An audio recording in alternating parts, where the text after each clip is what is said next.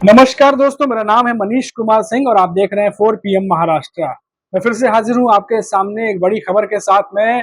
और वो बड़ी खबर है क्या 4 जून के नतीजों के साथ ही महाराष्ट्र की राजनीति में आएगा भूचाल। जी हाँ, ये बहुत बड़ी खबर है और ऐसे कई सारी जो है वो इंफॉर्मेशन और जानकारी निकल के सामने आ रही है कि महाराष्ट्र की 48 लोकसभा सीटों पर चुनाव संपन्न होने के बाद अब सभी राजनीतिक दलों की नजरें 4 जून को आने वाले रिजल्ट पर हैं। और उसके रिजल्ट से पहले ही सारी पार्टियां जो हैं वो तैयारियों में जुट गई हैं। और माना जा रहा है कि 4 जून की रिजल्ट को लेके तमाम सियासी पार्टियों में जो है वो बेचैनी बढ़ी हुई है। और 4 जून के रिजल्ट के साथ ही शुरू होगा उठापटक का दौर। और एमवीए हो चाहे वो एनडीए हो, दोनों गठबंधन है, जो भी घटक दल हैं, सबके बीच में उठापटक देखने को मिल सकता है 4 जून के बाद।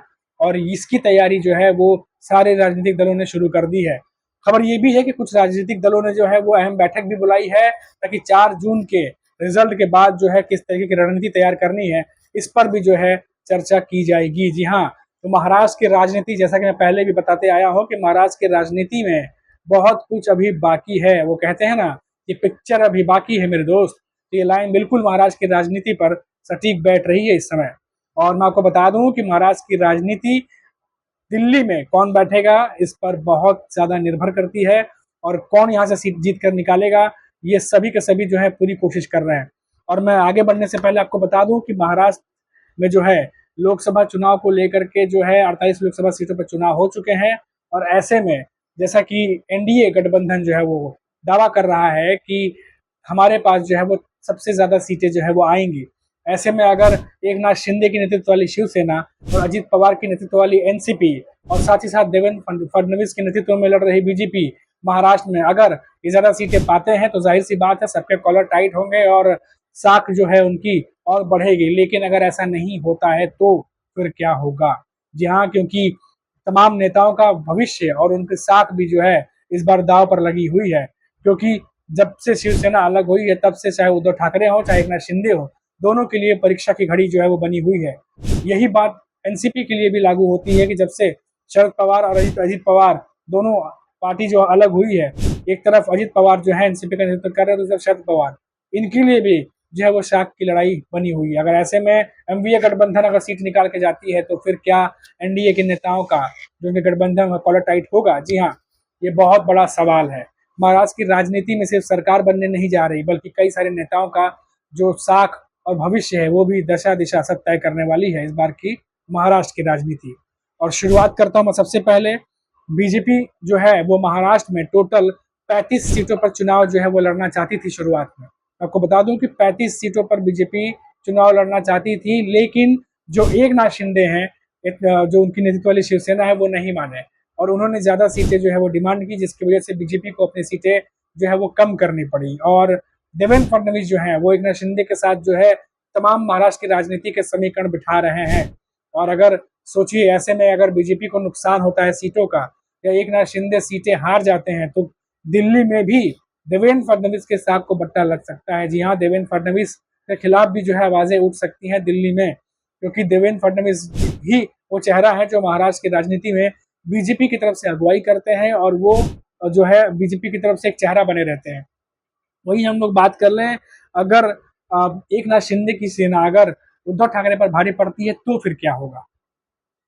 तो फिर उसके बाद एकनाथ शिंदे का जो भविष्य है, उनकी जो साख है, उसमें का इजाफा होगा? जाहिर सी बात है, बिल्कुल हाँ, इजाफा होगा। क्योंकि शिवसेना से अलग होने के बाद जब एकनाथ शिंदे ने अपनी पार्टी बनाई है, उसके बाद ये पहला चुनाव है जब वो खुद से अकेले शिवसेना की पार्टी के नाम पर लड़ रहे हैं और लोगों से वोट मांग रहे हैं।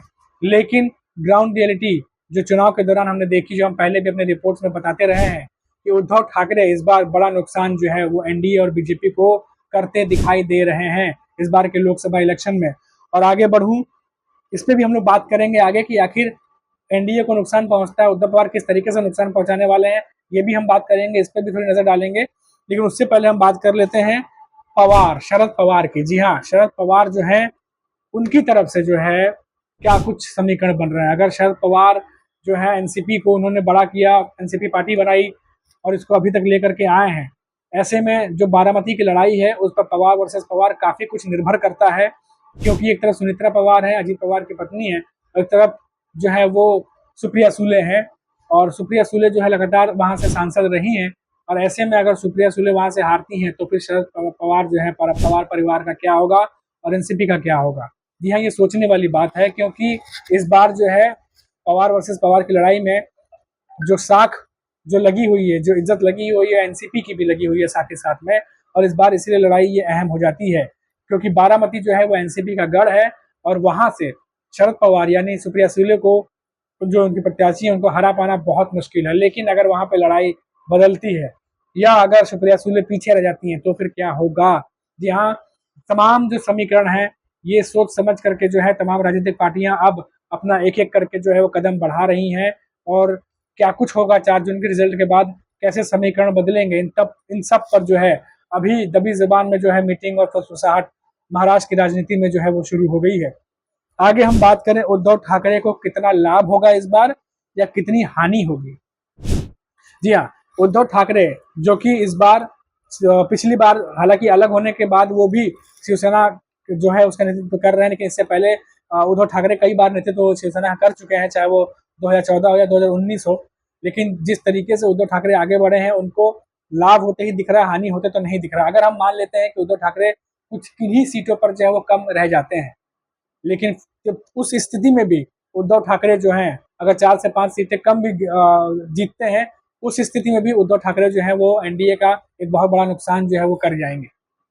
तो कुल मिलाकर ये कहा जा सकता है कि जो एनडीए गठबंधन है वहां पर देवेंद्र फडणवीस के साथ साथ जो उनके घटक दल हैं, जो उनके साथी दल हैं, जो एकनाथ शिंदे की शिवसेना है, जो अजित पवार की शिवसेना है, उनकी साख जो है इस समय जो है वो एकदम जो है उसकी साख पे सवाल उठेंगे जरूर कि अगर ये चुनाव हारते हैं तो।